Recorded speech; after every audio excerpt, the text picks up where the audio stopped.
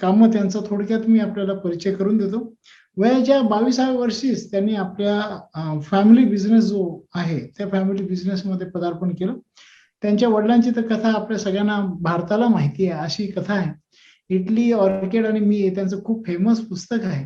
एका छोट्याशा हॉटेलमधून आज 5 स्टार हॉटेलपर्यंत त्यांनी घेऊन गेले आणि त्या 5 स्टार हॉटेलला पूर्ण 5 स्टार हॉटेलचा बेस घेऊन आज पूर्ण फक्त हिंदुस्थान नव्हे तर अनेक परदेशात सुद्धा घेऊन जाण्याचं काम डॉक्टर विक्रम यांनी केलेलं आहे.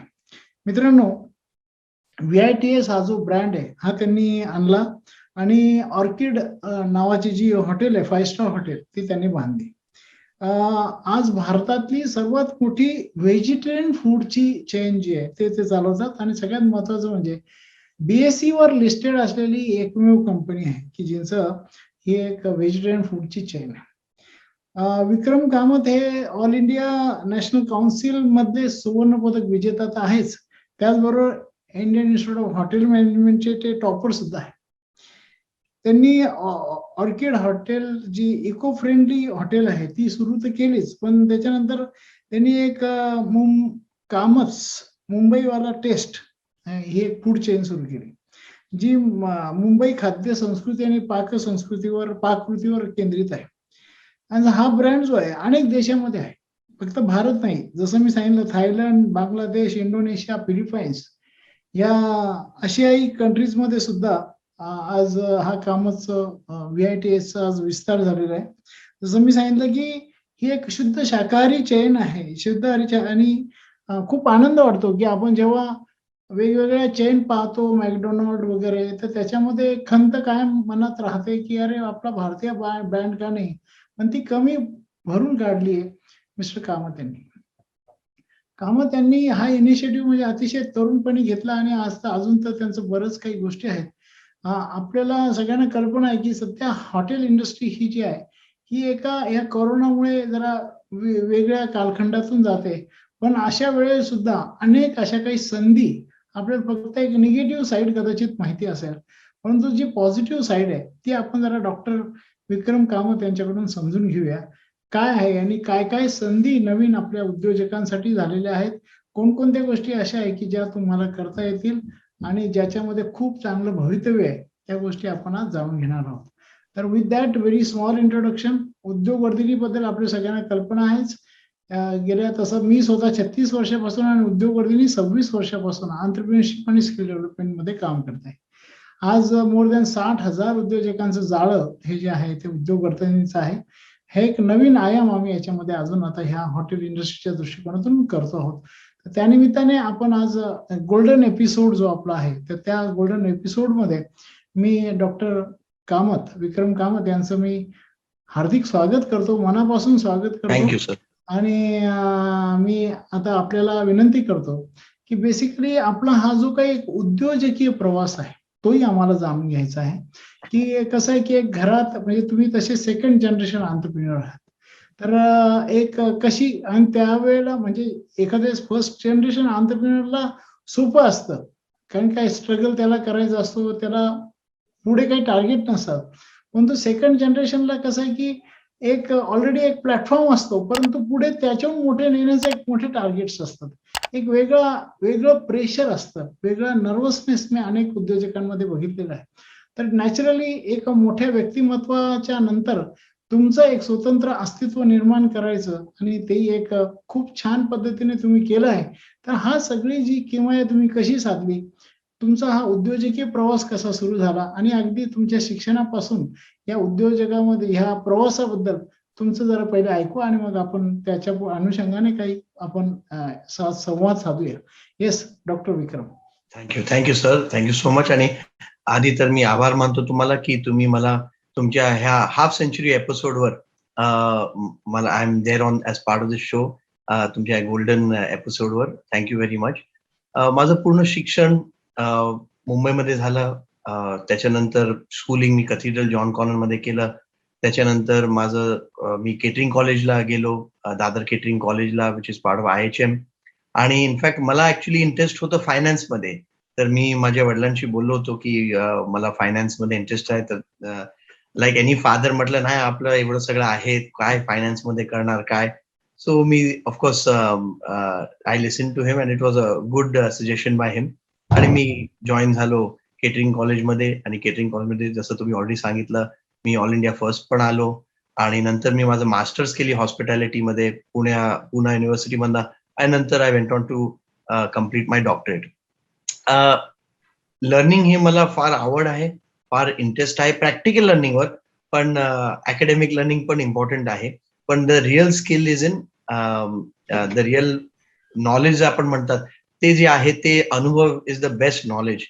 आणि हे सगळं करताना मी ते बघितलं की बऱ्याच काही टेक्निकल गोष्टी आपल्याला शिकवले जातात अकॅडमिक्स मध्ये.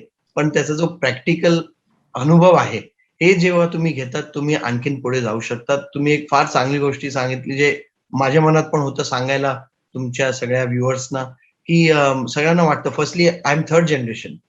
माझे जे आजोबा होते श्री व्यंकटेश कामत यांनी त्यांनी ते पूर्ण हे जो साम्राज्य आहे ते करणं सुरू केलं. माझे वडील होते त्यांना पण ती भूक होती की मला स्वतःच काहीतरी करायचंय. I should not be known as my father सन.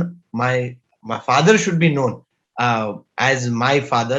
तर असं त्यांची पण मनात होतं. आणि जेव्हा मी पण बिझनेसमध्ये आलो मला पण असं वाटलं की नाही आपलं काय अस्तित्व आहे, आपण काय केलं आहे, आपलं काय कॉन्ट्रीब्युशन आहे. आणि जेव्हा तुमच्यात ती आग असते, फायर असते की मला काहीतरी करून दाखवायचंय, की ज्यांनी माझे वडील माझ्यावर प्राऊड असायला पाहिजे की हो ह्यानी he has it in him to do it on his own. तर तसंच जसं वडाची झाड असते त्याच्या खाली काही जेव्हा तुमचे वडील किंवा तुमचे आई पण आजकाल एवढे लोकांची आई आहे they are also so famous. तर ज्यांचे सुप्रसिद्ध तुमचे आई किंवा वडील असतात तेव्हा फार वेगळा असतो. It's a completely different challenge. कारण तुम्हाला लोक जे कुठे पण तुम्ही जाता, कधी तुम्ही कोणाशी बोलता, अ, काही तुम्ही केलं तरी लोकांना तुमच्या प्रती बघायचा एक दृष्टिकोन आणि तुमच्याकडनं वेगवेगळे आणि ऑलरेडी व्हेरी हाय एक्स्पेक्टेशन असतात की आणि अपेक्षा असतात. आणि सगळ्यांना त्याच्यावर खरं उतरणं हे फार कठीण होतं. तर एक वेगळ्या टाइपचा प्रेशर असतो. तुमचं बोलणं, बघणं, काय तुम्ही करतात, काय नाही करतात, हे सगळ्यावर लोकांचं बारीक प्रमाणे एक एक लक्ष असतो. आणि तो एक वेगळा टाइपचा प्रेशर असतो. सामान्य कोणी काही केलं तर लोकांना काही फरक पडत नाही. पण तुमच्यावर एक वेगळा प्रेशर असतो. So it's a very different challenge. मी म्हणत नाही हे सोपं आहे, की ते सोपं आहे, की ते कठीण आहे, हे पण कठीण आहे. पण एक वेगळा चॅलेंज आहे. आणि त्याच्यामधनं तुम्हाला जर त्याला समजून घेऊन, एक्सेप्ट करून तुम्हाला त्याच्यामधनं एक मार्ग काढावा लागतो जर तुम्हाला खरं यशस्वी व्हायचंय तर.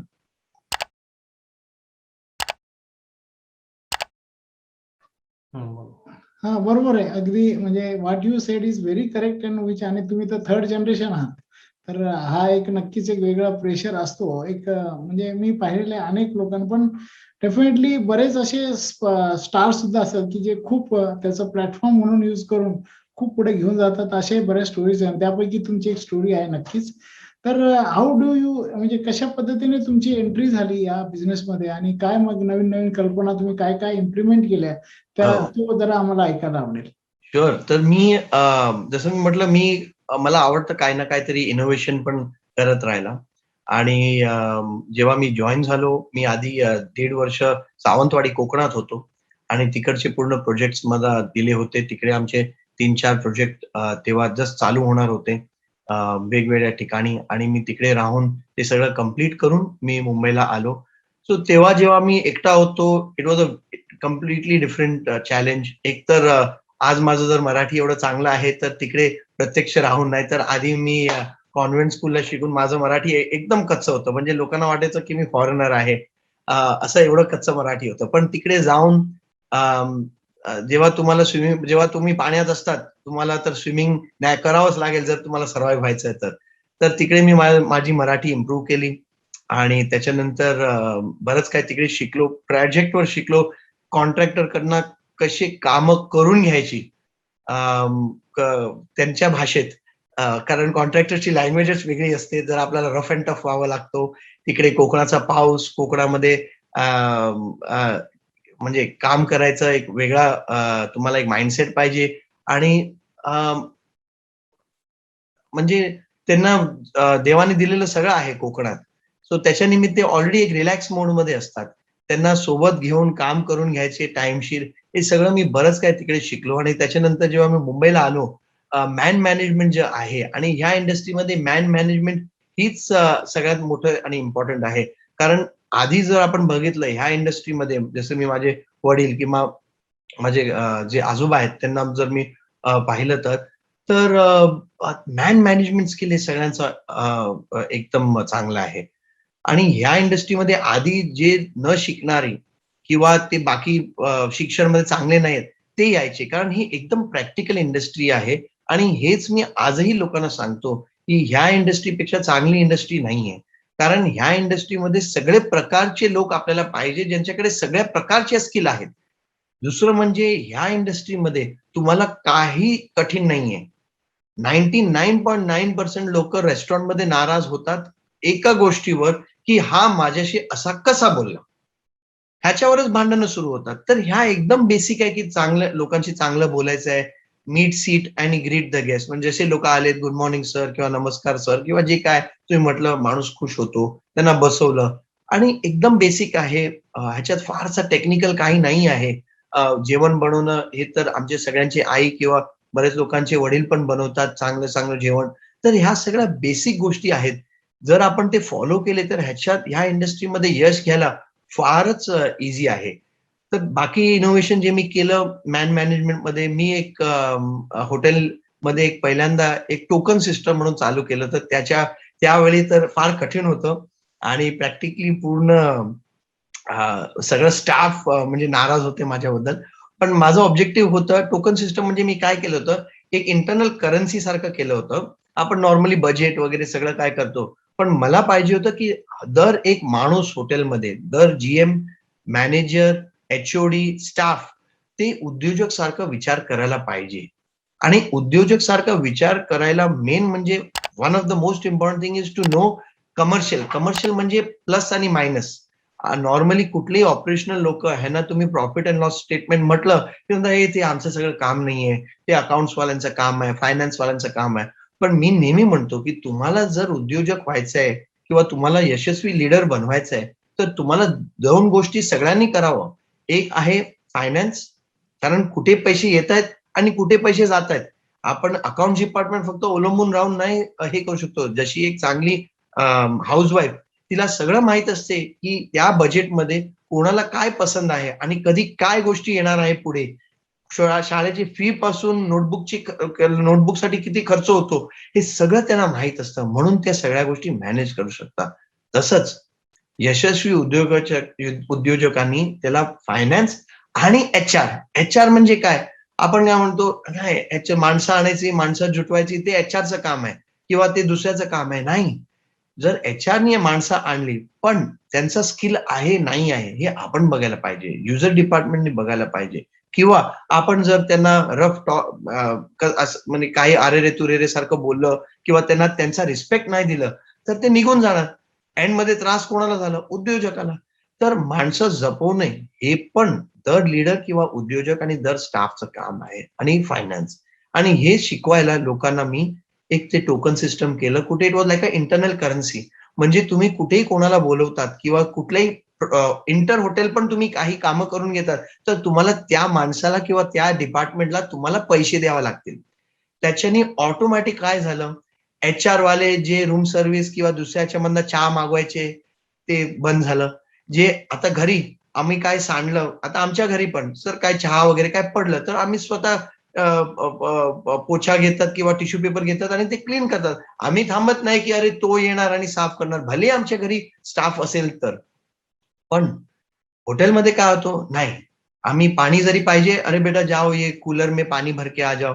अरे जरा चाय उधर से मंगाओ. अरे जरा" तर ह्याच्या निमित्त ह्या सगळ्या गोष्टी बंद सुद्धा झाल्या आणि लोकांना एक जाणीव आली, की अरे आम्ही बाकी स्टाफचं किंवा आमच्या स्टाफचं किंवा बाकी लोकांचं किती टाईम वेस्ट करतायत.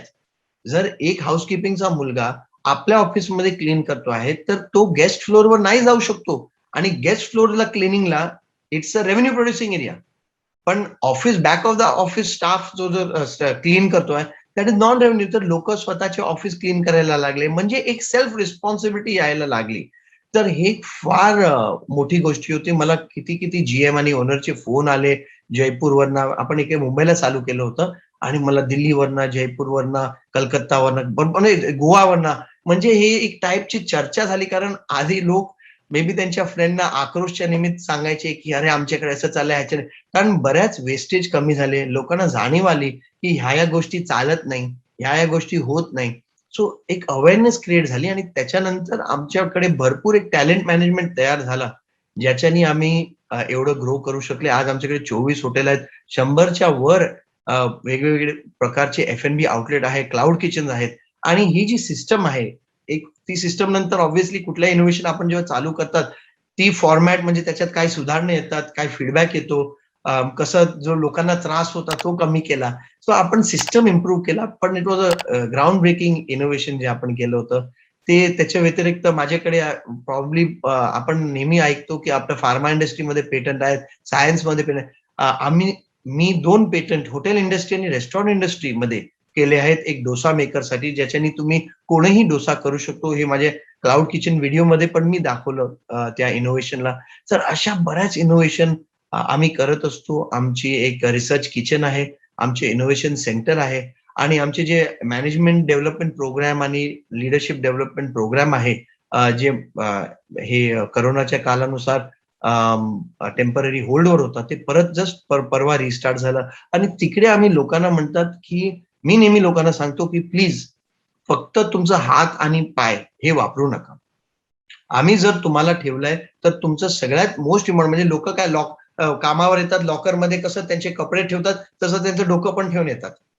आम्हाला ते नको. आम्हाला पाहिजे की तुम्ही तुमचं डोकं कायम वापरायला पाहिजे. कारण शेवटी उद्योजक आणि साधा माणसात काय फरक आहे? फक्त त्यांचं डोकं. 2 डोळे आहे, 1 नाक आहे, 1 तोंड आहे, 2 कान आहेत, हात-पाय. ते 24 तास पण जे आहे, पण त्यांचं डोकं when they apply the mind, ते जेव्हा बघतात त्यांचं ऑब्झर्वेशन स्किल, हेच तुम्ही जर बघितलं रिअल आपण जे इनोव्हेशन किंवा उद्योजकचं मेन महत्व आहे समाजात, की ते इनोव्हेशन लावतात. ते त्या दृष्टिकोनाने काय बघतात, जे बाकी लोकांना जस्ट हा चाललंय तसं चालू द्या. तर मी सगळ्यांना सांगणार की please never leave your brains at home. कायम तुमचं डोकं चालू असायला पाहिजे. तर हे काय इनोव्हेशन आहेत जे आम्ही केले. आमचं विमेन्स ओनली आउटलेट पण आहे. कुठे आम्ही बायकांना ट्रेन करतात की ते फक्त आउटलेट चालवतात. तर अशा बऱ्याच innovation I have done time to time. आणि ह्याच्यासाठी आपण एक कल्चर केले. इनोव्हेशनची कल्चर आहे. आम्ही फेलियरला आम्ही दोष देत नाही. कारण तुम्हाला एक इनोव्हेशन कल्चर पाहिजे तर तुम्हाला स्वीकार करावा लागेल की लोकांनी मिस्टेक करावं. कारण त्या मिस्टेक मधनच तुम्हाला इनोव्हेशन भेटेल. तुम्हाला जर वाटतं की लोक घाबरून इनोव्हेशन नाही करू शकतात, तर मी नेहमी लोकांना सांगतो की तुम्ही फेलियर म्हणू नका, तुम्ही एक्सपेरिमेंटेशन म्हणा. मी एक्सपेरिमेंट केलं. एक्सपेरिमेंट जेव्हा आपण करतो तेव्हा माहिती आहे की आम्ही पास म्हणजे it might work, may not work. तर तुम्ही जेव्हा तुमचं शब्द कोण चेंज करतात, तर ऑटोमॅटिकली तुमची विचारधारा चेंज होते. जेव्हा तुम्ही फेलियर म्हणून बघतात, तुम्ही घाबरतात. पण तुम्ही म्हणतात चल आपण ट्राय करू, एक्सपेरिमेंट करूया. तेव्हा तुम्ही ओपन माइंडेड असतात की आपण एक एक्सपेरिमेंट करताय, त्याच्यात यश भेटू शकतं, नाही भेटू शकतं. पण जो त्या एक्सपेरिमेंट मधनं तुमचा अनुभव तुम्हाला गेन होतो, हा प्राइसलेस आहे. आणि पैशांपेक्षा लोकांनी अनुभववर जर लक्ष दिलं की काय काय नवीन ते एक्सपिरियन्स करू शकतात, तर ते ऑटोमॅटिक यशस्वी होऊ शकतात. It's really great. म्हणजे खूपच अमेझिंग सगळ्या गोष्टी तुम्ही सांगू राहिला. हॉटेल इंडस्ट्रीमध्ये एक इनोव्हेशन सेंटर करणं हे खरंच एक अतिशय it's a very new thing. आणि तुम्ही जी एक टोकन सिस्टीम केली, that really brings ownership in correct. Everyone. एक ओनरशिप सगळ्यांमध्ये त्याच्यामुळे नक्कीच आली असेल. आणि खूप म्हणजे really it's very good to learn from you thank you. की एवढ्या चांगल्या गोष्टी तुम्ही इनोव्हेशन करताय. आणि 2 पेटंटही मिळवले, म्हणजे इट्स रिअली अमेझिंग. की हॉटेल इंडस्ट्रीमध्ये म्हणजे पेटंट अदरवाईज एक इंडस्ट्रीमध्ये प्रॉडक्ट डेव्हलपमेंट करताना होता, तुम्ही इथे प्रोसेसमध्ये या सगळ्या गोष्टी केल्या. आणि that too in a hospitality industry it's really very good. म्हणजे दॅट शोज की, आणि त्याच्यामुळेच एक वेगळं तुम्ही काही गोष्टी तयार करताय. हे सगळं करताना जसं तुम्ही सांगितलं की इनिशियली तुम्हाला म्हणजे लोकांकडून तुमच्या जीएम कडून यांच्याकडून विरोध झाला, हो पण then how do you manage this, म्हणजे दिट इज एक कल्चरल चेंज असतो हा थोडासा, हो तर तो कसा मॅनेज केला तुम्ही? म्हणजे definitely you must have faced some problems, काही हो अशा हो गोष्टी झाल्या असतील, तर कसं ते मॅनेज केलं त्या सगळ्या गोष्टी? So, जेव्हा तुम्ही यंग असतात तेव्हा ऑलरेडी लोकांना वाटतात की तुम्ही मूर्ख आहेत. सो त्यांना वाटतात की तुम्ही फुलिश आहेत. सो जेव्हा मी पण जॉईन झालो, लोकांना वाटलं की मी माझ्या वडिलांचा मुलगा आहे. मी जेव्हा ऑर्किडमध्ये पण होतो आणि पॅरलली म्हणजे मी ऑर्किडमध्ये आलो, त्यावेळेस मी बघितलं की 5 स्टार आणि ह्याच्यात तर माझ्या वडिलांचं एवढं मोठं नाव आहे, तर मी पण काय करायला पाहिजे आणि त्यांचंच रक्त माझ्यात आहे, तर मी हे वेट्स आणि कामच आणि हे सगळं करत होतो. पण तेव्हा पॅरलली मी ते पण करत होतो. आणि तेव्हा ते जे ऑलरेडी व्हीपी, जीएम वगैरे होते, ते सगळे 40-45 इयर्स त्यांचा आणि मी 22 व 22 21 इयर्सचा होतो. आणि मी जस्ट कोकणवरनं आलो होतो. तिकडे तर मला मोकळं मैदान होता. तो it was very easy. But इकडे जे मला रेझिस्टन्स आलं, त्याच्यात मी थोडं तुम्हाला तुमच्या 90% वर्क तुमचा जो असतो, your work speaks for yourself. जर तुम्ही त्याच्यात घुसले, तुम्ही लोकांपेक्षा जास्त काम करतात, तुम्ही जस्ट टाइमपास करत नाहीत. कारण मी त्यावेळी एक्स्ट्रा एफर्ट घालायचो. म्हणजे काही गोष्टी मला येत नाहीत, तर मी त्याच्यामधनं विचारायचो. बाकी लोकांना विचारायचो, ह्यांना विचारायचो आणि मी सतत त्याच्यात लर्निंग करायचो, की आणखीन काय मी करू शकतो. आणि मी ते एक स्पंजसारखं ॲब्झॉर्ब केलं सगळ्यांकडून. तरी 5-10% लोकं असतात, ज्यांना ज्यांना ज्यांना तुमच्याकडनं प्रॉब्लेम नाही, त्यांच्या मनातच प्रॉब्लेम आहे. कारण त्यांना तुम्ही बदलायला फार कठीण आहे. पण 90% लोक तुम्ही बदलू शकतात बाय वर्किंग हार्ड, त्यांच्या वेव्हलेंथ समजून घेणं. जर तुम्ही त्यांना विन ओव्हर केला आणि त्यांना जिंकायला फार सोपं आहे. एक तर त्यांना सगळ्यात सोपं आहे, तुम्ही त्यांच्यामध्ये किती इंटरेस्ट घेता. जर तुम्ही त्यांच्यामध्ये इंटरेस्ट घेतलं, तर ते ऑटोमॅटिकली तुमच्यामध्ये इंटरेस्ट घेतात आणि नंतर ते तुम्हाला तुमच्या सोबत आणि तुम्हाला सपोर्ट करायला लागतात. जर तुमचा विचार असेल, की नाही मला माझी सुपिरियरिटी दाखवायचं आहे, मी बॉस आहे, मला सगळं येतं, मीच करून दाखवणार, मी जे सांगणार करणार, तर तुमच्या सोबत कोणी येणार नाही. तुम्हाला लोकांना त्यांचं ऐकून, समजून भले तुम्ही निर्णय वेगळं घ्या, पण जर तुम्ही त्यांचं ऐकतात, ॲटलीस्ट एक समजून घेतात, की हा का म्हणतोय बाबा असं? ह्याचा काय अनुभव आहे? तुम्हाला काय वाटतं? ह्या अशा सिंपल गोष्टींनी तुम्हाला काय वाटलं किती लोकांना मी जिंकून घेतलंय. कारण जेव्हा तुम्ही त्यांचा पॉइंट ऑफ व्ह्यू घेतात, त्यांना वाटतं की नाही साहेब आमचं ऐकतात तरी. आणि जेव्हा त्यांचा अनुभव तुम्हाला येतो, इट ग्रोज ओव्हर टाईम. त्याचं एक काहीतरी कळालं, ह्याचं काहीतरी कळालं. नंतर तुम्हाला 2 वेगळे पॉइंट ऑफ व्ह्यू भेटतात. त्याच्यात तुम्ही तुमचा एक्सपिरियन्स पण घालतात. असं करून मी लोकांना जिंकून घेतलं आणि 6 महिन्यानंतर एव्हरीबडी वॉज ऑन बोर्ड. नंतर फार सोपं झालं. पण आधीचे 6 महिने कठीण होतं. कारण एक तर मी नवीन होतो सिस्टममध्ये. लोकांना माहीत नव्हतं, की मी कसा ऑपरेट करतो. माझे काय रूल्स, सिस्टम, काम करण्याची पद्धत काय आहे. तर त्यांना मला समजवायला आणि मला त्यांना समजायला वेळ लागली. नंतर त्याच्यामधनं मी माझी छोटी टीम तयार केली. ज्यांना वाटलं, की माझं ट्युनिंग चांगलं जमतो. जे पुढे जाऊ शकतात. ज्यांचं जे माझं विजन समजून त्याला पुढे घेऊन जाऊ शकतात. असं करत मी टीम निर्माण केली.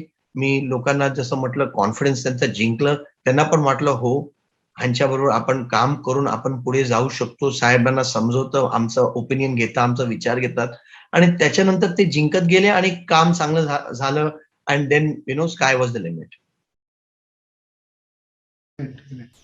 रिअली खूपच म्हणजे म्हणजे मी असा एका हॉटेल चालवणाऱ्या उद्योजकाचा नाही, एका मोठ्या ज्याला म्हणतो इंडस्ट्री चालवणाऱ्या उद्योजकाचा इंटरव्ह्यू घेतोय असं मला फील होऊ राहिलं. हो, ज्या माझ्या खाली पद्धतीने 3,500 लोक आहे. We employ more than 3,500 people. नाही रिअली म्हणजे पण the way you are doing it म्हणजे शेवटी जे आहे ना व्यवस्थापन आणि एक जे चांगली गोष्ट मला जी आपल्यामध्ये दिसली ती म्हणजे एम्पथी. तो स्किल असल्याशिवाय हे जमू शकत नाही. आणि हो, म्हणजे if you know the pains of others then the you can make your new world. Really correct. You are doing that way only. एक माझा आता मी जे प्रश्न विचारतोय त्याच्यामध्ये बरेचसे श्रोत्यांकडून सुद्धा प्रश्न येत आहेत. ते मी ओके. आपल्याला कलेक्टिव्हली काही गोष्टी विचारतोय. शुअर. एक असा प्रश्न आहे की आता ही हॉटेल इंडस्ट्रीमध्ये अ, एक खूप मोठा जो प्रॉब्लेम असतो किंवा खूप मोठा प्रश्न असतो तो म्हणजे क्वालिटी मॅनेजमेंट असतो. नाही का, हे क्वालिटी मॅनेजमेंट आणि when you are doing a chain of hotels, chain जेव्हा करताय ते क्वालिटी मॅनेजमेंट हा आणि विथ रिस्पेक्ट टू पर्स्पेक्टिव्ह म्हणजे आपला इंडियन फूड, व्हेजिटेरियन फूड मध्ये तर खूप कॉम्प्लेक्सिटीज असतात नाही का. हो. जसं आपला मॅकडोनाल्ड वगैरे ते काय सिम्पल त्या गोष्टी आहेत, परंतु आपल्या याच्यामध्ये खूप कॉम्प्लेक्सिटीज असतात. अशा याच्यात क्वालिटी मॅनेजमेंट तुम्ही कसं केलं, म्हणजे how do you manage that, ते एसओपीज किंवा कशा पद्धतीने सगळ्या गोष्टी केल्या ते जरा श्रोत्यांना ऐकायचं आहे. शुअर.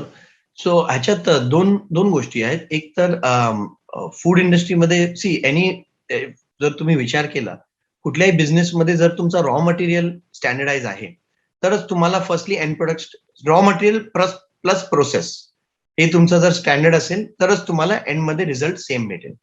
अनफॉर्च्युनेटली आमच्या इंडस्ट्रीमध्ये फूड इंडस्ट्री किंवा हॉस्पिटॅलिटी इंडस्ट्रीमध्ये ह्या ह्या दोघी गोष्टी स्टँडर्ड नाही आहेत. जर तुम्ही बघितलं तर तुम्ही चहामध्ये तुम्ही गाईचं दूध वापरता, म्हैसचं दूध वापरता, की म्हशीचं दूध वापरता किंवा तुम्ही टेट्रापॅकचं दूध वापरता. ह्याच्यात भरपूर फरक येतो चहाच्या टेस्टमध्ये. आणि दूध, ब्रेड, मिल्क ह्या गोष्टी दर 10-15 किलोमीटर हा बदलतात. जसं मुंबईचा जो वडापाव आहे, त्याचा जो ब्रेड आहे, ते फक्त आणि फक्त मुंबईला भेटतं.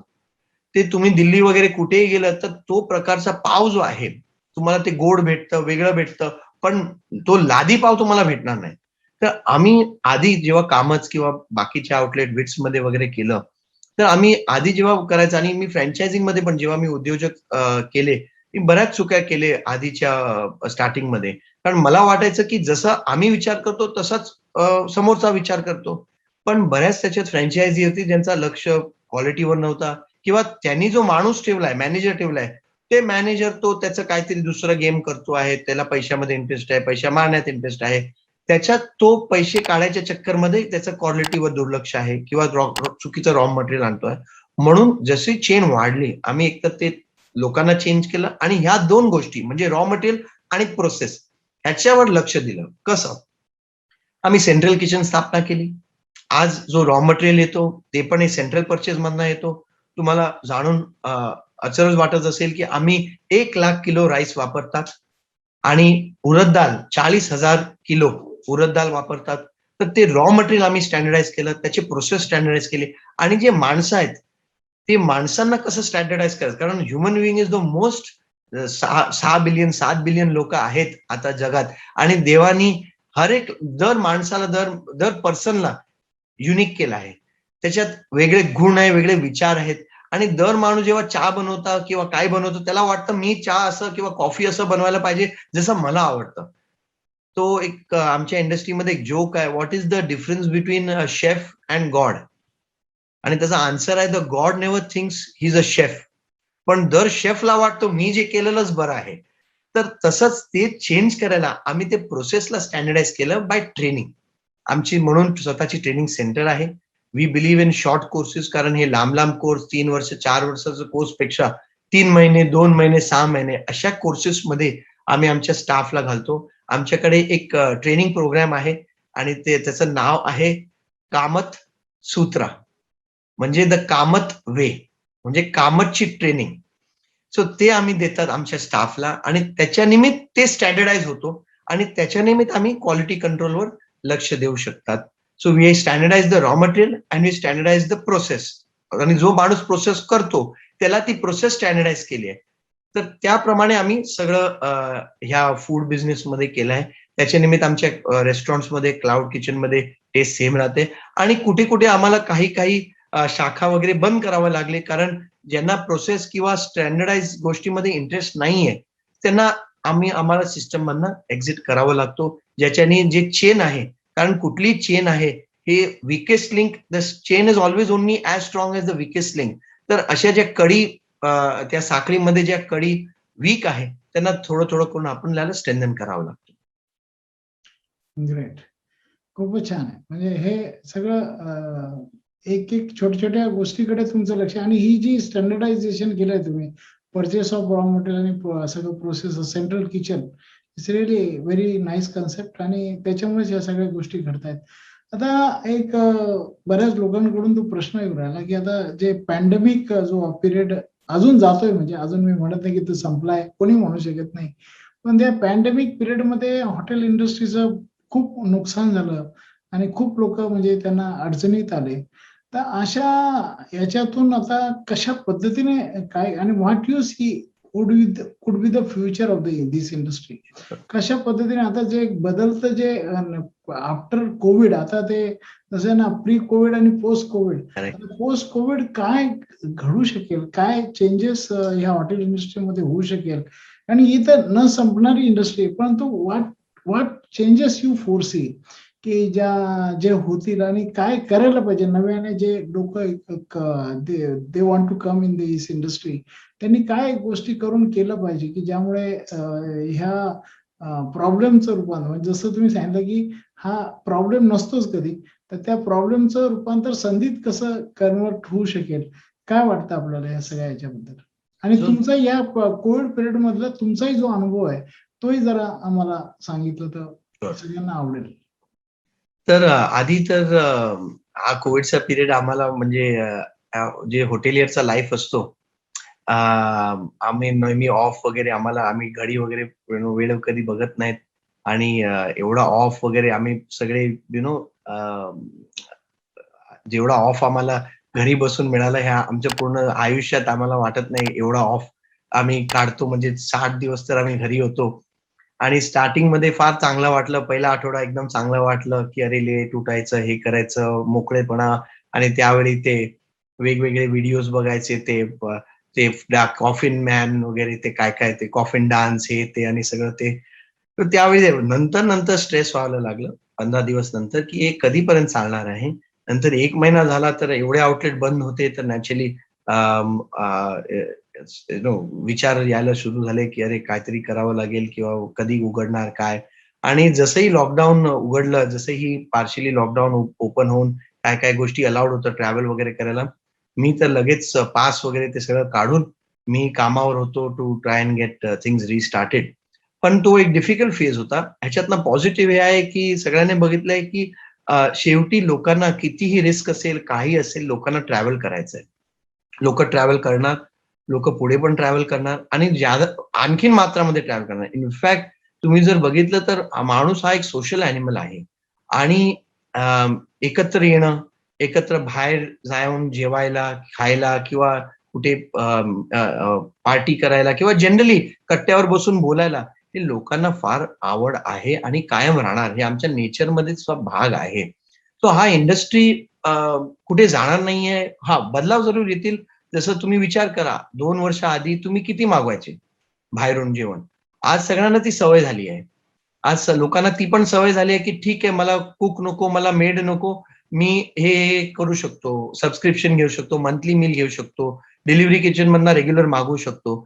तर ह्या गोष्टी, जे क्लाउड किचन आहे, हे कॉन्सेप्ट तर फार प्रचंड म्हणजे प्रचंड ग्रो करणार आहे. आज जर आपण ग्लोबल ऍव्हरेज बघितलं तर अजूनही इंडियामध्ये फक्त ऑन ऍव्हरेज 4 ते 6 वेळा लोक मागवतात घरी, आणि परदेशात ते 20 ते 25 वेळा मागवतात घरी. सो जर आपण भारतात पण बघितलं, हे 4च्या ऍव्हरेज मध्ये पण जर तुम्हीच विचार करा की आधी तुम्ही किती मागवायचे आणि आता किती मागवतात. सो त्याच स्पीडनी ह्या गोष्टी चेंज होतील, आणि जो क्लाउड किचन कॉन्सेप्ट आहे हे ग्रोथ होणार आहे. सगळ्यात मोठं किती होम शेफ तयार होतील, जे घरगुती पदार्थ लोकांना देतील. कारण आज डिलिव्हरी जो आहे कुठल्याही प्रकारचा, आज मी माझ्या आईच्या घरी जेव्हा आम्ही काय चांगलं बनवलं आहे, किंवा त्यांच्या घरी त्यांना आम्हाला काय पाठवायचंय, तर लगेच ते इन्स्टंट 1 आवर डिलिव्हरी जे असतात, हे वी फास्ट बोला किंवा काही कंपनी आहेत, त्याच्यावर आपण 50-60 रुपये देऊन लगेच तो सोडून येतो. तर डिलिव्हरी हा जो प्रकार आहे, कुठल्याही प्रकारचा, जेवणचा म्हणा, किंवा इन्स्टंट डिलिव्हरी, किंवा कुरिअर, पेपर काही सायनिंगसाठी पण घरी कधी पाठवायचे आहेत कोणानी, तर आज ही डिलिव्हरी फार सोपं गोष्ट झाली आहे. तर डिलिव्हरी हा कॉन्सेप्ट आणखीन वाढेल, हा फार आणखीन मोठं होणार आहे आणि ह्याच्यात ज्याला फूड इंडस्ट्रीमध्ये इंटरेस्ट आहे आणि ह्याच्यात खर्च पण कमी आहे सेटअप करायला. जेव्हा तुम्ही एक रेस्टॉरंट करता तर तुम्हाला 50 लाख, 1 करोड रुपये पाहिजे एक हाय एंड रेस्टॉरंट करायला. छोट्या रेस्टॉरंटला पण जर तुम्ही गेले तर तुम्हाला बाकी खर्च आहे, इतर खर्च आहे. पण क्लाउड किचनमध्ये तुम्ही जे अनयुटिलाइज रिअल इस्टेट आहे त्याला कॅप्चर करून तुम्ही कमी रेंटलमध्ये, कमी खर्चामध्ये विदाउट मी म्हणत नाही की बाकी क्लाउड किचन सारखे तुम्ही हायजीन वगैरेवर कॉम्प्रोमाइज करा. पण येस, तुमचे रेंटल तुम्ही फर्स्ट फ्लोअरवर एक्झाम्पल तुम्ही खोलू शकता किंवा तुम्ही सेकंड फ्लोअरवर पण खोलू शकता. अनयुज जो रिअल इस्टेट आहे त्याला कॅप्चर करून ही इंडस्ट्री फार प्रचंड मार्गाने ग्रो होणार आहे. अगदी अगदी बरोबर आहे. आणि आम्ही सुद्धा आता याच्यावर आमचे बरेचसे वेगवेगळे ट्रेनिंग प्रोग्राम आहेत. त्याच्यामध्ये क्लाउड किचनचं सुद्धा ट्रेनिंग आम्ही आता लवकरच सुरू करतोय, की ज्याच्यात ऑफकोर्स तुमचं गायडन्स, तुमची हेल्प लागेल. आणि बरेच जण असे इंटरेस्टेड बी असतात की एक फ्रँचायझी घेऊन वगैरे करावं. तर आपली एक फ्रँचायझी सिस्टीम काय आहे, कशा पद्धतीने आपले फ्रँचायझी लोक होऊ शकतील, हा एक प्रश्न आहे लोकांचा. तर आम्ही आधी जेव्हा फ्रँचाईज द्यायचो आमचा जो उद्देश होता की आपण उद्योजक तयार व्हावं ह्या इंडस्ट्रीसाठी.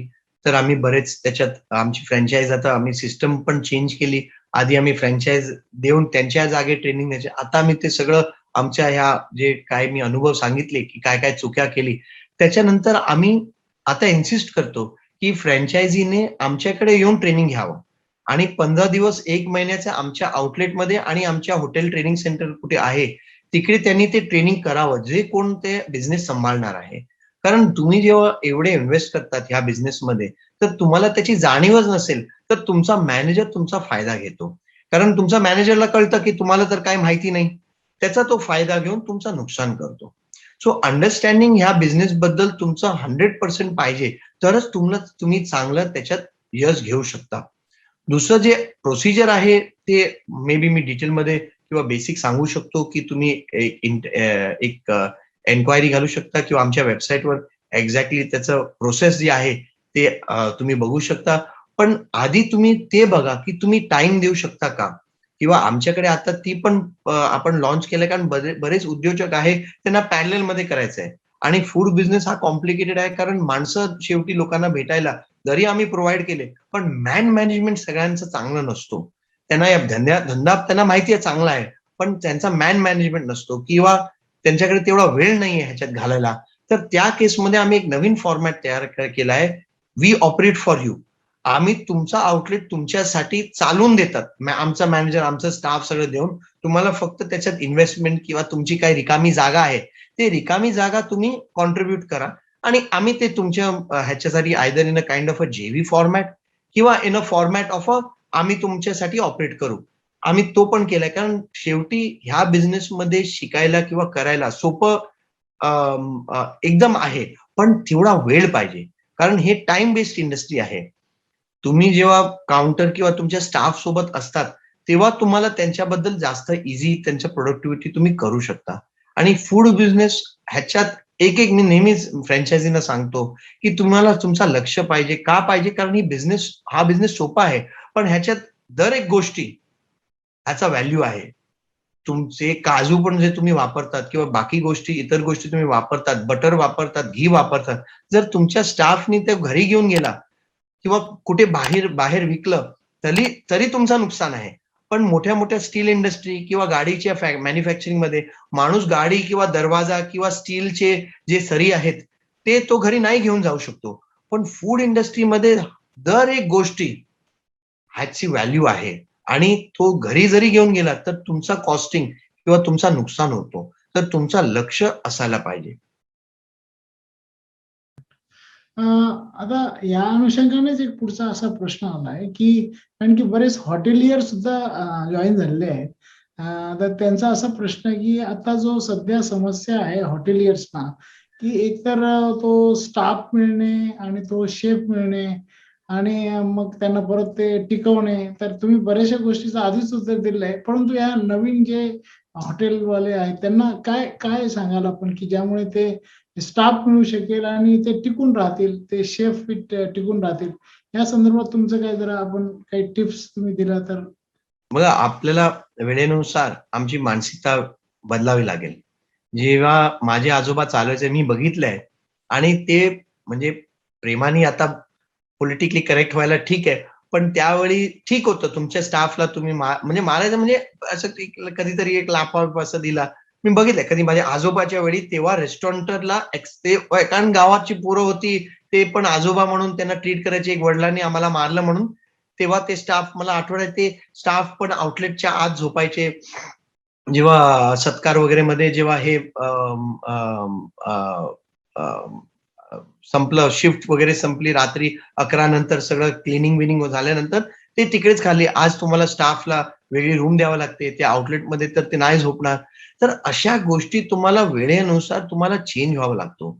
तर कधी कधी कधी कधी आपल्याला वाटतं की अरे ते आधी, कारण बऱ्याच म्हणजे मी आता हॉटेलियरला मी काय म्हणजे त्यांना जास्त आईना दाखवला, आय डोंट नो, बट कधी कधी असतं की आम्हाला प्रोफेशनलाइज व्हावं लागतो. बरेच हॉटेलियर आहेत मी बघितले, त्यांना तो स्टाफ नको जो लीव्ह मागतो, त्यांना तो स्टाफ नको जे गावी जातात किंवा वीकली ऑफ मागतात. आजच्या का आहे की ह्या MNC चेन मध्ये लोक काम करायला तयार आहेत, पण आमच्या उडुपी चेन मध्ये किंवा बाकी चेन मध्ये लोकांना काम करायला नवीन मुलं तयार नाही आहेत. कारण सगळ्या मुलांना किंवा आजच्या तरुणांना किंवा कोणालाही आपल्याला पण वाटेल की आमची मुलं चांगल्याकडे किंवा कुठे त्यांना सेल्फ रिस्पेक्ट आहे तिकडे काम करायला पाहिजे. तर आम्ही जर आमच्या स्टाफला बघा, ते चांगले युनिफॉर्म देतात, किंवा तो आज एक माणूस इटालियन कॉफी बनवणार, पण एक फिल्टर कॉफी नाही बनवणार का? कारण इटालियन कॉफी बनवायला त्यांनी सोपं केलं, एक व्हाईट कॉलर जॉब सारखं केलं आहे. आणि आम्ही अजूनही त्या बाबा आजम जमान्यामध्ये विचार करतात की नाही, स्टाफने असं करावं नाही, तसं करावं नाही, आम्ही युनिफॉर्म नाही देणार. ते कुठल्या कुठल्या उडुपी रेस्टॉरंटमध्ये तो अजूनही हाफ पॅन्ट मध्ये फिरतो आहे. तर अशा सगळ्या गोष्टी आपण आपल्या जर इंट्रोस्पेक्शन केलं, म्हणजे मी विपासना वगैरे केलं आहे, मी विपासना फॉलो पण करतो, तर बऱ्याच वेळी आपल्याला इंट्रोस्पेक्शन करावा लागतो की आपण काय चेंज करू शकता आपल्या आत. आणि जेव्हा आपण आपल्या आतल्या गोष्टी आणि आपले विचार कोण ते चेंज करतात, तेव्हा ऑटोमॅटिकली समोरचा माणूस किंवा समोरच्या गोष्टी जे घडतात ते चेंज होतात. तर ह्या गोष्टीवर आपण जर लक्ष दिलं की कुठे आम्ही आमच्या स्टाफला एक रिस्पेक्ट, एक डिग्निटी ऑफ लेबर, एक ह्युमॅनिटेरियन अँगलनी आपण जर त्यांना अपलिफ्ट केलं, तर ते स्टाफ नक्कीच टिकतील. आज आमच्याकडे एवढे हजारो लोक आहेत, पण तुम्हाला त्यांचे स्टाफ रूम, त्यांचं चांगलं बाथरूम, आधी आम्ही बघतो की स्टाफची फॅसिलिटी बरोबर आहे की नाही. कारण आज जसं ते म्हटलं की स्टाफ, हो, हाच सगळ्यात मोठा मुद्दा आहे. तर अशा मोठ्या मुद्द्यावर तुमचं लक्ष आहे की नाही, तुम्ही त्यांना ती चांगली ट्रीटमेंट देताय, चांगली ती फॅसिलिटी देताय की नाही. जर ते खुश असतील, जर त्यांना सुविधा आणि सेफ्टी, कम्फर्ट असतील, तरच ते तुमचं आणि तुमच्या आउटलेटचं किंवा तुमच्या इन्व्हेस्टमेंटचं किंवा तुमच्या कस्टमरचं चांगलं ते काळजी घेऊ शकणार. नाहीतर तुम्ही कायम त्रासात राहणार की माझ्याकडे माणसं नाहीत, कारण तुम्ही त्यांची काळजी घेत नाही.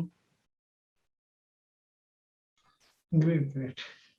लोकांमध्ये इंटरेस्ट ठेवला पाहिजे, त्यांच्या गोष्टी नीट जाणून घेतल्या तर आपणही म्हणजे once you understand them, then they will understand you. हो. आणि खूप क्लीन छान. वॉशरूम, हे आमच्या हायवेवर क्लीन वॉशरूम फक्त आमच्या गेस्टसाठी नाही, पण आम्ही ते पण बघतात की आमच्या स्टाफची सुविधा चांगली आहे की नाही, त्यांना राहायची व्यवस्था, त्यांना हे कुठे कुठे आमचे आउटलेट एवढे गरमीच्या निमित्त एवढे गरम होतं, लाईक औरंगाबाद वगैरे, तर तिकडे त्यांना ते मेटॅलिक शीट किंवा असं फॅसिलिटी द्यायचं ज्याच्याने थंड राहावं. कारण एवढ्या गरमी म्हणजे माणसाला जर झोपच नीट नाही आली, तर तो सकाळी काय उठणार आहे तो कामाला जायला.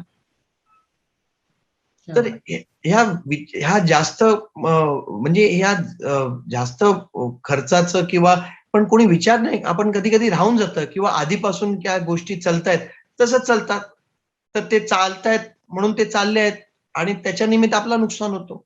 तर त्याच्यामध्ये आपल्याला थोडं लक्ष घालून जरा इंट्रोस्पेक्शन करून जर आपण त्या गोष्टी बदलले तर नक्कीच स्टाफ राहणार. Very correct. खूप छान. म्हणजे हे दिस इज एम्पॅथी स्किल अगेन, की जे you should be interested in other, त्याच्या वेन्स आपण जाणून घ्यायला पाहिजे. खूप चांगल्या पद्धतीने तुम्ही गाईड करतायत आणि आय थिंक नवीन जे उद्योजक आहे, एंटरप्रेन्योर्स आहे किंवा हॉटेलियर्स आहे, त्यांना खूप चांगला याच्यातून एक कानमंत्र मिळतोय असं मी नक्की सांगेन. आता थोडेसे काही पर्सनल प्रश्न जरा आहेत तर तुमच्याबद्दल. एक असं आहे की या सगळ्या तुमच्या या प्रवासात आणि एक ट्रान्झिशन आहे तुमचं मोठं. या ट्रान्झिशन स्टेजमध्ये तुमचे वडील तुमचा काय असं कशा पद्धतीने संवाद होतो, हाऊ ही गाईड्स यू, आणि कशा पद्धतीने तुम्ही त्यांच्या अनुभवाचा काय फायदा कशा पद्धतीने घेतात किंवा काय होतं एकंदरीत तुमच्यामध्ये संवाद कसे होतात हे जरा जाणून घ्यायचं आहे. तो म्हणजे ते तर एक इन्स्टिट्यूशनच आहेत. त्यांच्याकडे एवढ्या वर्षाचा अनुभव आहे. जेव्हा मी टाईम टू टाईम आधी पण आणि आता पण त्यांचे बरेच आपण कधी काय डिस्कशन करतो किंवा आपलं डिस्कशन चालू असतात आणि अशा बऱ्याच गोष्टी आहेत जे म्हणजे त्यांच्या अनुभवाप्रमाणे ते ॲडवाईस दिला की हे करू नको किंवा असं करू नको. आणि जेव्हा आपण आपल्या जसं म्हणून म्हटलं की आपल्याकडे जेव्हा अनुभव नसतो, तेव्हा आपल्याला वाटतं नाही की माझंच बरोबर आहे. तर त्या अनुभवाच्या नंतर मी त्यांना सांगतो की हे तुमचं बरोबर होतं आणि काही-काही गोष्टी अशा पण होतात की यू नो की मी त्याच्यातलं माझं काहीतरी येतो. पण it's both it's a learning experience आणि त्यांचा बराच अनुभव मी घेऊन किंवा सजेशन घेऊन किंवा समजून घेतो की काय जर नाही म्हणतायत किंवा म्हणतायत असं वेगळ्या प्रमाणाने कर, का म्हणतायत? आणि त्याच्यामधनं पण शिकायला भेटतं. तर ते माझ्यासाठी एक रोल मॉडेल आहे.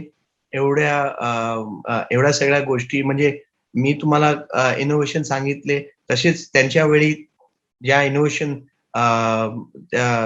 त्यांच्या अनुभवाप्रमाणे केले right from designing a plate, जे चटणी प्लेट आणि म्हणतात म्हणजे एका प्लेटमध्ये जे आज आपण टेकन फॉर ग्रांटेड करतात, ते साधा प्लेटमध्ये तुम्हाला तो सांबार, चटणी हे ते कारण जसं मी म्हटलं त्यांचा ऑब्झर्वेशन होता एक दिवशी, की एवढे वाट्या होतायत ते चटणी, सांबार आणि नॅचरली ते सगळं धुवावं लागतं. तर मी म्हटलं एकाच प्लेटमध्ये जर असे बोल असतील, कारण त्यांच्या त्या जपानचा अनुभव, बाकी परदेशातला अनुभव, कुठे-कुठे रेस्टॉरंट सेटअप केलं, कुठे त्यांच्याकडे माणसं कमी असतात जपान वगैरेमध्ये. तर त्याच्यामधनं काही ते इनोव्हेशन घालून हे केलं. तर आम्ही एक दुसऱ्यांची आपल्या चर्चा आणि डिस्कशन चालू असतात आणि I always grow as a person with his experience. So it's always interesting आणि मी म्हणजे जसं मी वडाच्या झाडचा एक्झाम्पल दिला, की इट इज नेव्हर इझी. कारण तुम्ही ज्या छावमध्ये असतात, तर नॅचरली तुम्ही जेव्हा तुमचं स्वतःचं पण काही करतात आणि त्याच्यामधनं बाहेर येतात, तर तुमची पण ग्रोथ जास्त होते आणि लोकांना वाटतं, की अरे तुम्ही सेकंड जनरेशन, थर्ड जनरेशन आहेत, तर तुम्हाला फार सोपं आहे. तुम्हाला तर फार तुम्हाला एक ऑलरेडी एक प्लॅटफॉर्म मिळाला आहे. पण जसं मी म्हटलं तुमच्या स्वतःच्या फॅमिली मेंबर्स बाकीच्यांचा जो एक्स्पेक्टेशन असतं, तो प्रचंड असतो आणि लोकांना वाटतं, की नाही तुम्हाला फार ईझी आहे, तुम्हाला तर ईझी होतं. पण जसं दिसतं तसं नसतं आणि म्हणून जग फसतं. Very correct. खूप छान आहे. आता अजून एक तुमचा तुमच्यासाठी पर्सनल प्रश्न म्हणजे 2 आहे. ते दोन्ही एकत्रच तुम्ही उत्तर दिलं तरी चालेल. तुमचं एक शेड्यूल साधारणपणे कसं आहे दिवसभराचं? That is what people also want to know. How do you manage your time? म्हणजे सकाळी उठल्यापासून रात्री झोपेपर्यंत काय-काय तुम्ही करतात? हा एक लोकांचा प्रश्न आहे. दुसरा असा आहे की what are your future plans? म्हणजे काय आहे आता मी सुद्धा एक जवळपास 18-20 कंट्रीजना व्हिजिट करून आलो. पण एक गोष्ट जी लॅकिंग दिसली ती म्हणजे की आपल्या इंडियन चेन तिथे नाहीत. जसे आपण हे मॅकडोनाल्ड आहे किंवा हे सगळीकडे आपण पाहतो. पण आपली इंडियन चेन आता तुम्ही एक थायलंड म्हणा, फिलिपिन्स म्हणा, इंडोनेशिया इथे काही केलंय. परंतु अजून या युरोप, अमेरिका अशा ज्या डेव्हलप कंट्रीजमध्ये तुमचं काही इंटरव्हेन्शन करायचं प्लॅन आहे का? कशा पद्धतीने तुम्ही जाणार आणि किंवा काय तुमचे ग्रोथ प्लॅन्स काय आहे? ते जरा सगळ्यांना जाणून घ्यायचं आहे. Sure, sure. सो फर्स्ट मी तुम्हाला शेड्यूल सांगतो. हं. ओव्हर टाईम अँड जशी आमची चेन वाढली आहे, माझं शेड्यूल पण चेंज झालाय. 90% जो माझा टाईम आता जातो ते जातं मेनली आता माझ्याकडे चांगली टीम आहे. माझ्याकडे वेगवेगळे माझी जी टीम आहे, मी त्यांना स्टेक देऊन त्यांना पण माझी जी टीम आहे, त्यांना पण ओनर केलं आहे बिझनेसमध्ये. माझी मॅनेजिंग एक पार्टनर आहे, जो डे टू डे हॉटेल बघतो, चंद्रकांत शेट्टी. माझे इतर आहेत कोरियन कँडी वगैरे. तर अशी एक टीम निर्माण केली, जे डे टू डे बिझनेस ते सांभाळतात आणि माझं जो पूर्ण लक्ष आहे, ते बेसिकली मी घालतो फ्युचर बिझनेसवर. कुठे ग्रोथ करायला पाहिजे, त्याच्यात काय काय प्रॉब्लेम येतात, किंवा इनोव्हेशन मध्ये, किंवा काही काही प्रॉब्लेम सोडवण्यात, फायनान्स, नवीन अ, अ, नवीन जे आपल्याला प्रोजेक्टसाठी पैसे रेज करायचे, किंवा काहीतरी नवीन आयडियाज करायचे. जसं आम्ही एक व्हेरी इनोव्हेटिव्ह स्कीम काढलं होतं. मी टीमला सांगितलं की आपण काय करूया, लोकांना आज घरी जेवण पाहिजे, तर आपण एक मंथली मील स्कीम केला आहे. कुठे तुम्ही क्लाउड किचन मधनं 30 दिवसाचं जेवण, म्हणजे 300 रुपयाचं जेवण तुम्हाला साधारण 110-120 रुपयामध्ये भेटेल, आणि ते तुम्ही प्री परचेस करा, आणि जेव्हा तुम्हाला पाहिजे तुम्ही घरी मागवा. आणि आमच्या मल्टी ब्रँड क्लाउड किचन मध्ये वेगवेगळ्या ब्रँड असल्यानिमित्त तुम्हाला तो कंटाळा कधी येणार नाही, कारण आमचे 7 क्विझिन आहे. Right from south Indian, Indian, biryani, Mughlai आणि चायनीज, सगळं काय आहे. तर त्याच्यात तुम्ही काही मागू शकतात, आणि तुम्हाला तो जो नॉर्मल एक टिफिन सिस्टम असतो त्याच्यात तुम्हाला कंटाळा येतो, कारण 7-10 दिवसानंतर परत परत तेच जेवण येतं. ह्याच्यात तुम्हाला काय पाहिजे, तुम्ही आमच्या ऍपच्या थ्रू तुम्ही ते मागवू शकतात. तर अशा काय इनोव्हेशन किंवा टीमला प्रोत्साहन करून की आपण आणखीन काय विचार करू त्याच्यात. आणि दुसरं माझं so 30% I would say nearly 50% माझा टाइम जातो त्याच्यात, आणि 30-40% माझा टाइम जातो तो आहे रिव्ह्यूइंग मध्ये. कारण लोक बऱ्याच वेळी असं करतात की ते जे काम आहे ते त्यांच्या काम सोडून, म्हणजे लोकांना डेलिगेट नाही करतात, ते ऍब्डिकेट करतात की मी हे काम तुला दिलं आहे ना, तर आता त्याच्यात ते लक्ष सोडून देतात. तसं करायचं नाही. 30 ते 40% टाइम तुमचा रिव्ह्यू मध्ये पण जायला पाहिजे. आणि बऱ्याच आमच्या शेड्यूलच्या प्रमाणे, जसं आमचा फिक्स असतो, दर आठवड्याला आमची आता तर व्हिडिओ कॉन्फरन्सिंग किंवा आहे, आधी पर्सनल मीटिंग असायची, आमचा कॉल असतो वेगवेगळ्या आमच्या बिझनेसच्या सेक्शनसाठी. सो एक दिवसाला 1 तासाचा एक कॉल असतो, एक दुसऱ्या दिवशी दुसरा. तर अशा दर ठराविक बिझनेस, जो आमचे 2 business basically, 3 business main vertical आहेत.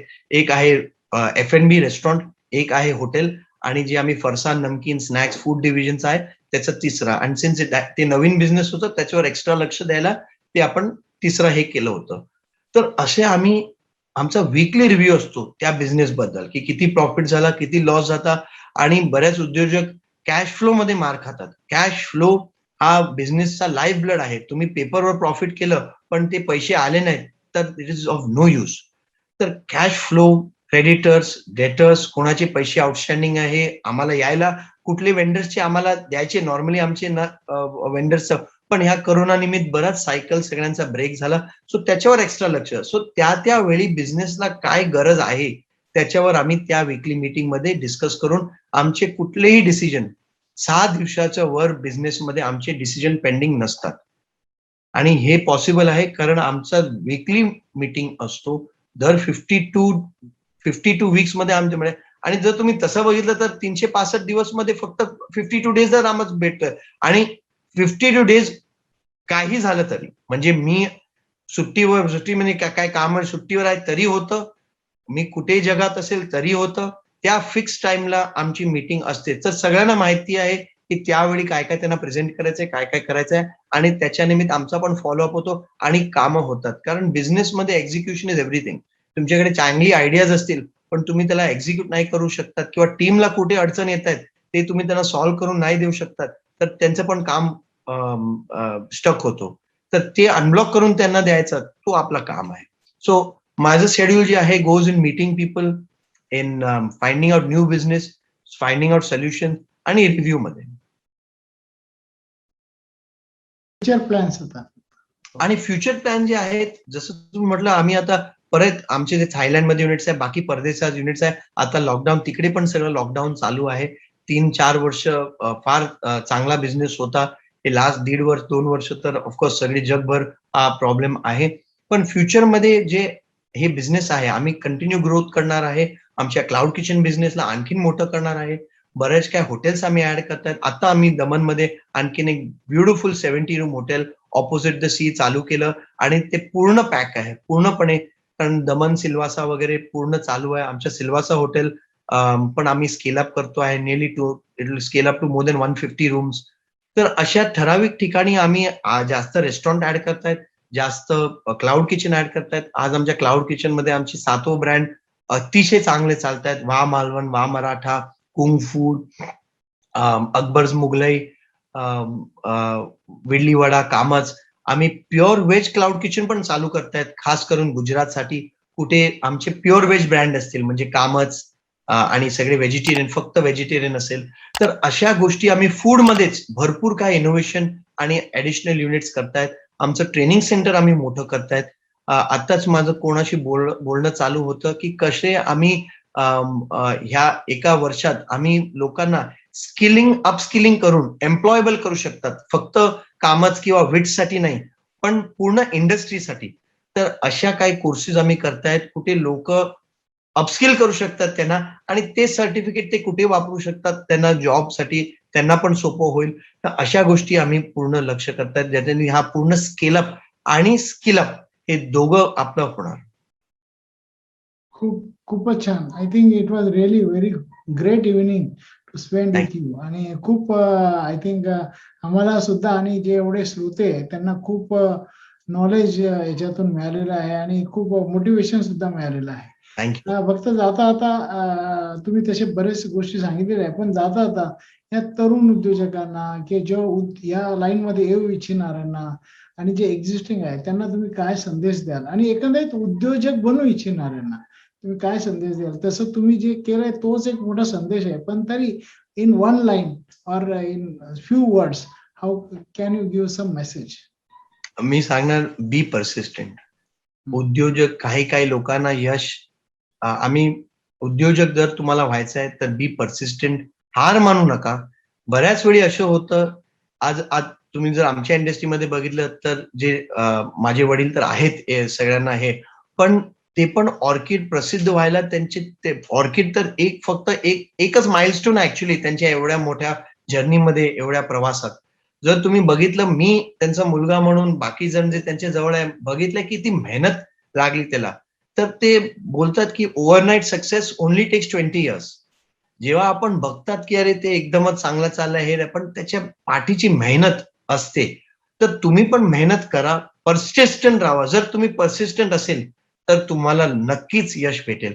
कारण जेव्हा तुम्ही परसिस्टंट असतात तेव्हा द लक, आणि जे आपण लक म्हणतात ते लक काही नसतं, ती तुमची मेहनत असते. एडिसनला पण 1000 वेळा करावं लागलं मेहनत एक लाईट बल्बची आविष्कार करायला, पण त्यांनी सोडलं नाही. त्यांनी एक फार चांगली गोष्टी म्हणाली होती एडिसनने, की त्याचा विजन होता की एक दिवस मी electricity, one day I will make electricity so cheap only the rich will afford candles. आणि आज जर तुम्ही बघितलं तर सगळ्या होम स्टोअरमध्ये जे मोमबत्ती आहे, ते हे फॅन्सी स्टोअरमध्ये मोमबत्तीला 150, 200 रुपये, 250 रुपये, आणि लोक एकमेकांना scented candle, fragrance candle gift देत आहेत. का? कारण आज वीज म्हणजे लाईट एवढं कॉमन झालंय की कॅन्डल हे प्रीमियम झालंय. तर असंच तुम्ही मेहनत करा, तुम्हाला यश नक्कीच भेटेल. डिमॉरलाइज व्हावू नका. असंच तुम्ही जसे प्रोग्राम आहेत ते बघत राहा. असे तुम्ही लोकांमध्ये जुटून राहा जे उद्योजक स्वतः आहेत. कारण एक उद्योजकच दुसऱ्या उद्योजकचा जो पेन आहे तो समजू शकतो, तुम्हाला गायडन्स देऊ शकतो, तुम्हाला परत मोटिवेशन, प्रोत्साहित करू शकतो. तर तुमची जी संगत आहे ते संगत उद्योजक मध्येच ठेवा, म्हणजे तुम्ही कायम पॉझिटिव्ह आणि मोटिवेटेड राहणार. आणि अशा प्रोग्राम बघा, अशा लोकांमध्ये राहा जे तुम्हाला परत मोटिवेट करणार. कारण यश हा नेहमी सगळ्यांना भेटतो, कधी भेटतो ह्याचाच कोणाला माहित नसतं. पण यश तुम्ही जर मेहनत केली, कन्सिस्टंट आणि कंटिन्युअस मेहनत केली तर तुम्हाला नक्कीच भेटेल. मॅकडॉनल्ड चेन ह्याची पण जी स्थापना होती, जर तुम्ही बुक वाचली तर ह्याची चेनची स्थापना त्यांनी 45 इयर्स वर केलं.